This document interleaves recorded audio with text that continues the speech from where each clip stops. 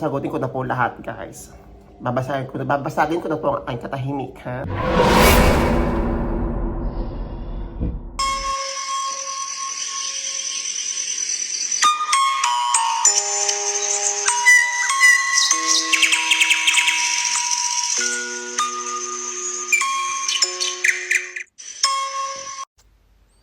Char! Char?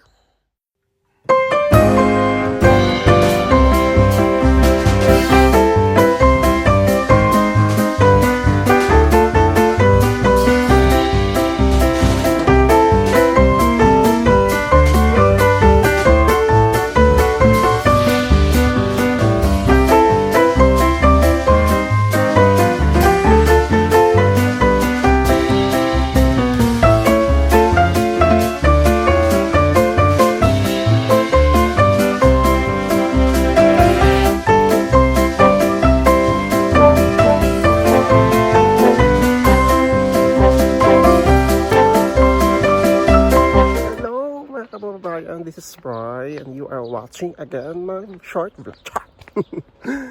Ayan, bagong upload na naman tayo. Okay, for our today's short episode, samahan nyo ako sa ating isang panibagong araw na naman dito sa Dubrovnik, Croatia. Ayan, today is March 30, 2024, Saturday. As usual, bago tayo mag-day off, lagi tayong nagvo-vlog. So, 2 days off tayo. Sunday off, Monday walang pasok. Since nga Holy Week, diba? So, ayan. I think majority o halos lahat siguro ng mga supermarkets dito close ng Monday.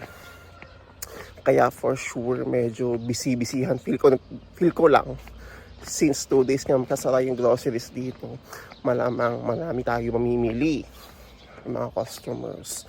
But before anything else, if you haven't yet subscribed and if you are new to this channel, please help me to reach 5,000 subscribers. So yeah, thank you so much po sa lahat ng mga hindi nag-i-skip ng ads at patuloy po na nagsusubscribe.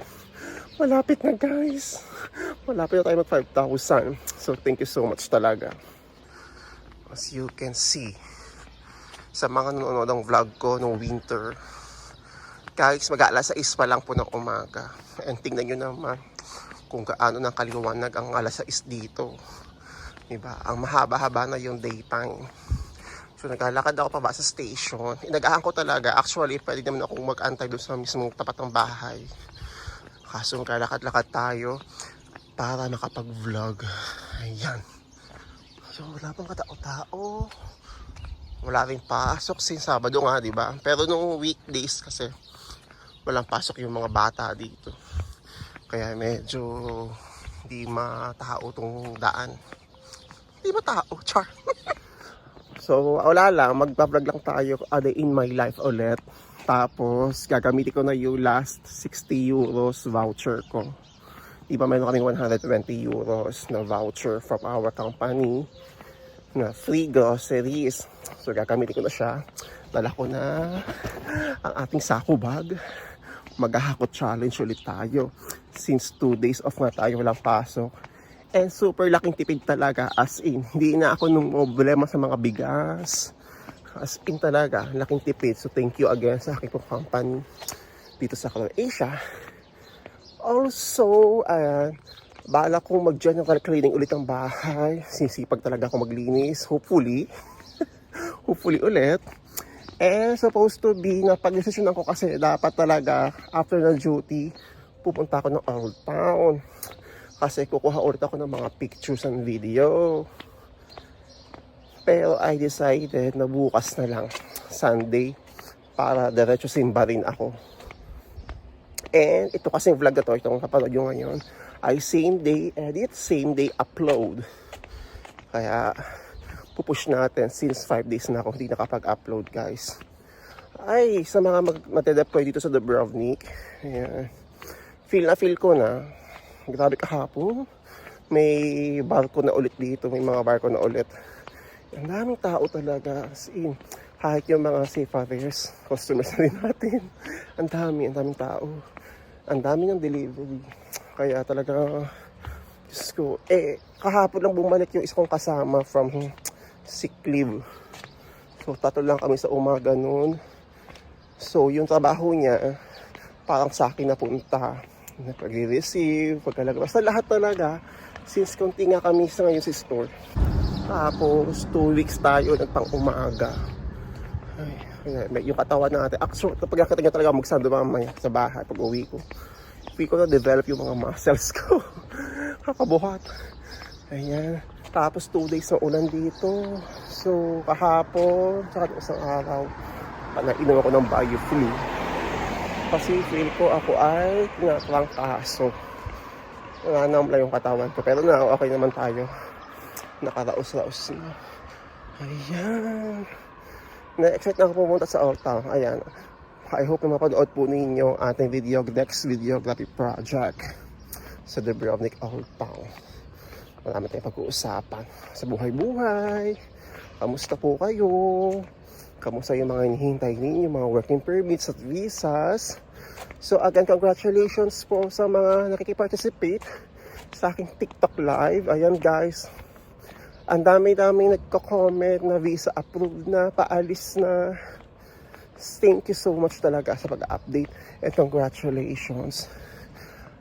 I'm really looking forward na mamit ko kayo lahat dito. Super salamat talaga. Yan ang saya-saya. Sakto natin nyo guys, summer na kasi.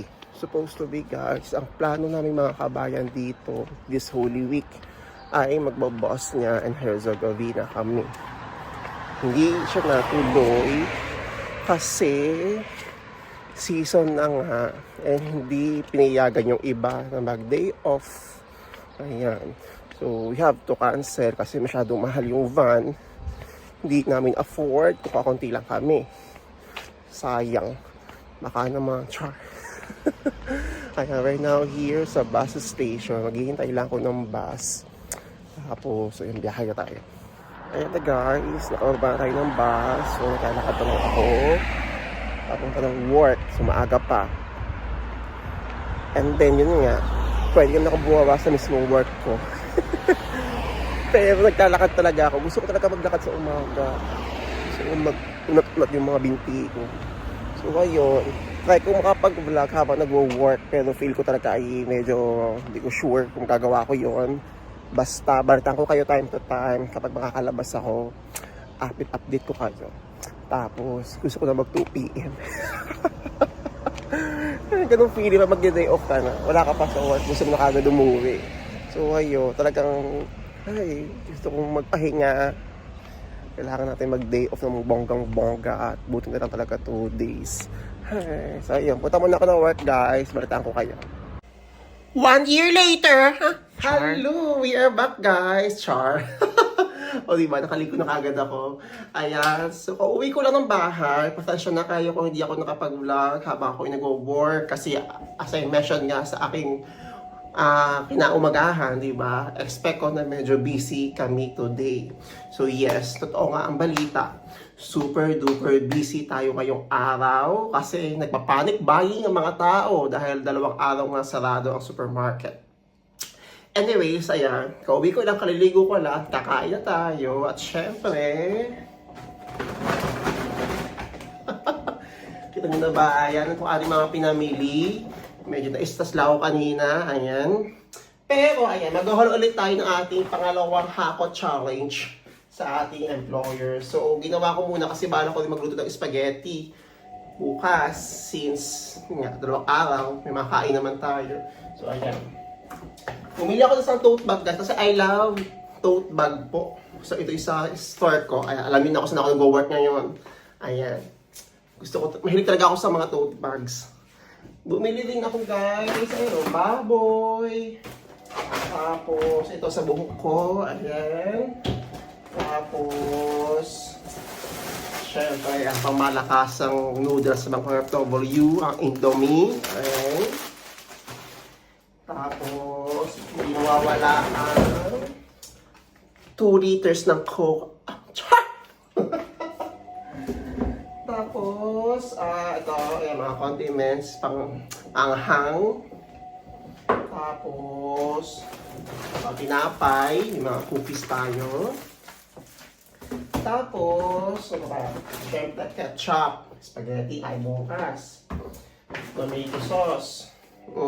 Tachika. Tomato. Ayan. Bigyan ako ng manok. Ayan. Magkano guys ang manok at baboy dito? Tingnan ko ha. Tingnan nyo. Ang baboy dito ay pumapatak na. Magkano baboy dito? Walang presyo. Ito ay nasa 5 euros. Itong manok nasa 3 euros. So mas mahal ang baboy na nabili ko. Ewan ko ba? Tapos, iba po itong tinapay. Ito yung loaf bread na gustong gusto ko. Nilagay ito guys. Masarap to. Tapos, syempre ating pasta. Bumili ako ng dalawa. Ayan. And, syempre, ang ating pumalakas ang gatas. Hindi pwede mawala ang gatas. Ay, lubos ng gatas natin. Ayan, mga biscuits. Tapos, syempre, ang giniling natin. Yeah! Oh. Giniling, hindi pwede mawala.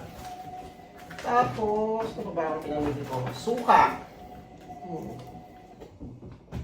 And then, snacks. Hindi pwede mawala ito guys habang ako kumakain ng kanin. Lagi dapat ako mayroong potato chips na katabi. Tapos, ito, ayan, pepperoni, kineme. Ayan, stick o. Ito pa, tomato sauce pa ulit, tomato paste. Palaman, peanut butter, of course, peanut butter. Cheese. Ito, parang vino nila guys, liver spread. Sa spaghetti nila yan. Tapos ito yung pasakto, dalawang sneakers. At syempre, ang garbage bag. Kailangan yung garbage bag. So, lahat ng yan ay nasa 60 euros. Hindi na ako bumili ng bigas kasi marami pa akong bigas. Tapos yung kasama ko, siya na lang daw ang bahala bumili ng bigas. Anyways, ayan. Yan ang ating mga na-family for today's video. Gusto ko ng tote bag. Patak na yung bag ko kasi yung aking tote bag ay sponsored ng ating Dubrovnik Social Club. So medyo na-overuse ko na siya. Papahinga ko muna siya para hindi masira agad. So ito muna gagamitin ko. Ay yes! Ang vivo. Ay, kakain na tayo kasi nagugutom na ako. Yan, kakain na tayo guys. May tayong tinola at syempre ang fish fillet. Yehey!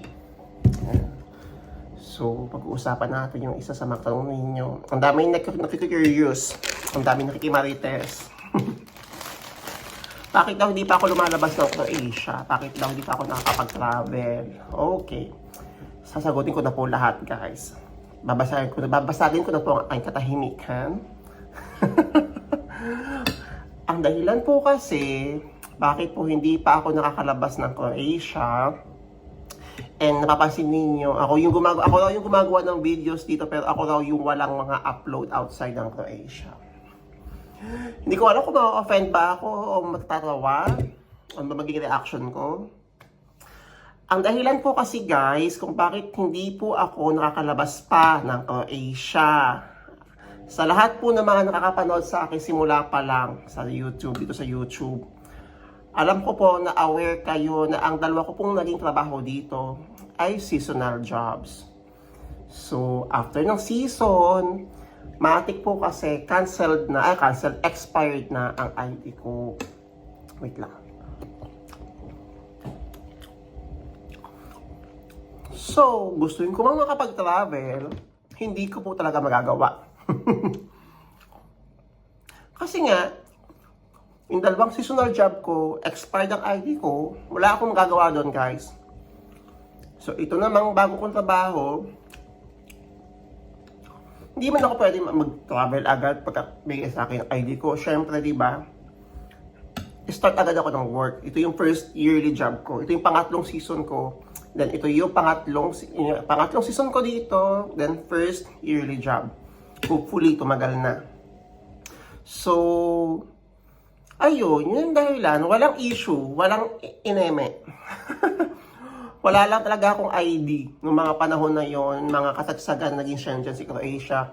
Nakikita ninyo yung mga friends ninyo, yung ibang mga kabayan na nakakapag-travel na, well, good for them. Kasi sila naman yung mga yearly workers o mayroong iba na seasonal jobs pero nakapag-travel. So ako naman, wala talaga akong magagawa.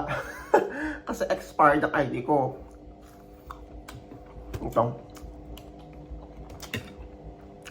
And for me, hindi ko naman minamadali makapag-travel, guys. Hindi rin ako naiinggit. Pero sila yung ginagawa kong motivation. Soon, ako naman makakapag-travel outside.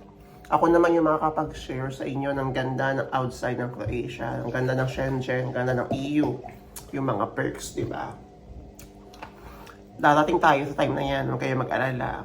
Makakapaghintay ang travel. Sa ngayon talaga, ayun, since meron tayong yearly ID, tapos gusto ko muna talagang bawiin yung mga nagastos ko nung ako yung mga naghihintay pa ng working permit. Siyempre, gumastos ako ng renta, gumastos ako ng mga pagkain ko kasi wala akong trabaho, di ba? Again, hindi ganun kalaki yung sahod ko dito. Kaya ako talaga, at syempre, meron ako pinag-iipunan. Pinag-iipunan ko talaga. And, yun nga, siguro perfect timing nga rin na kapag nakapag-travel tayo. Sorry guys, may singaw kasi ako. Pag nakapag-travel tayo, meron na tayong vlogging camera, di ba? Ayun, pinag-iipunan ko talaga yung vlogging camera kasi gusto ko maging worth it. Gusto ko lahat maging okay. Gusto ko lahat maging pak na pak. Gusto ko ma-share sa inyo. Gusto ko rin makapagkaroon ng isang niche about travel naman. So, yun lang po yung dahilan bakit hindi pa ako nakakalabas. Wala pong issue. Walang problema. Yung expiration lang talaga since dalawa nga yung seasonal jobs ko. Yung dalawang season na yun, parehas akong seasonal job. Kaya, ayun, hopefully, I'm looking forward talaga na makapag-travel this year. Malamang siguro. If meron na akong summer break, tanungin ko sa employer ko. Pero kung wala naman, malamang sa winter na ako makapag-travel. Pag-iipunan natin yan. Okay po, malinaw po. Ayan. Kasi yung iba, may mga issue kineme na mayroon daw hindi daw ako makapag-travel, hindi na totoo yung mga sinasabi ko. Guys, wala akong panahon na bula-bulahin kayo sa mga vlogs ko. Kung ano yung mga nakikita ninyo, yun na po yun. Okay? Kailan ba ako nagsabi na mataas ang sahod ko dito? Kailan ba ako nagsabi na mababa ang cost of living dito? No? Honest lang tayo. Yun nga, hindi ko minamadali mag-travel. Hindi ako naiinggit na kapag-travel yung mga ibang kabayan dito. Go lang. I'm happy for them. Kasi na-enjoy na nila yung perks na you can travel around Shenzhen. Ako, naniniwala ako na darating yung time na ako naman makakapaghintay ang travel. Kain tayo. At isa pa na hindi ko in-expect.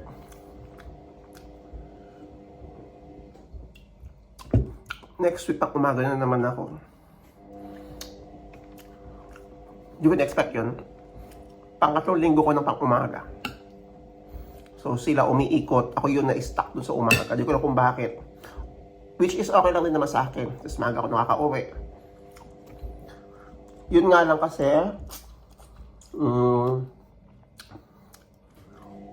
medyo matrabaho talaga sa umaga. Pero okay lang, carry lang. Saningin naman tayo. Pero, nagulat talaga ako, pang umaga tayo ulit. Okay. Ayun, sa lahat ng mga, ito pala, yung pala sa pang-question ng mga kabayan. Meron din ba ditong no day off throughout the season? Okay. Na-experience ko na yan last year. Wala akong day off. Double shift pa ako. Kasi, kulang kami sa tao talaga. Biglang nag-resign yung isa ko namin kasama, isang kabayan namin na kasama. So, wala nang time yung employer ko na humanap pa ng panibago. Kasi ulit, it takes time para ma-approve ang working permit.